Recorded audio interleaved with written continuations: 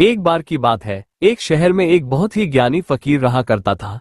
उसके पास न तो रहने के लिए कोई घर था और न ही धन दौलत। वो सिर्फ अपनी एक लाठी और झोले के साथ जिंदगी गुजारता था।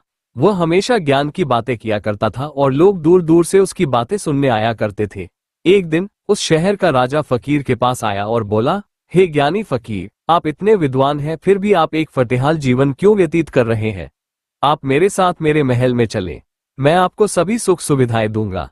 फकीर ने राजा का निमंत्रण स्वीकार कर लिया। महल में पहुंचते ही फकीर ने बहुत ही आरामदायक जीवन जीना शुरू कर दिया। वह शाही कपड़े पहनता, स्वादिष्ट भोजन करता और हर तरह की विलासिता का आनंद लेता था। राजा ये सब देखकर थोड़ा हैरान था, क्योंकि उसे उम्मीद थी कि फकीर शायद मना कर देगा।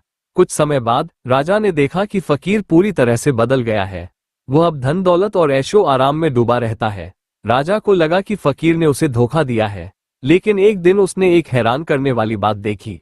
उसने देखा कि फकीर अभी भी अपनी पुरानी लाठी और झोला को बहुत संभाल कर रखता था। राजा ने पूछा, आप इन पुरानी चीजों को क्यों संभाल कर रखते हैं?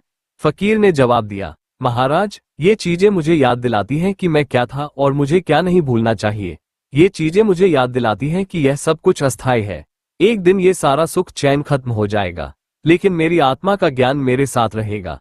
राजा को अपनी गलती का एहसास हुआ। उसने समझ लिया कि सच्चा ज्ञान धन दौलत से बहुत ऊपर है।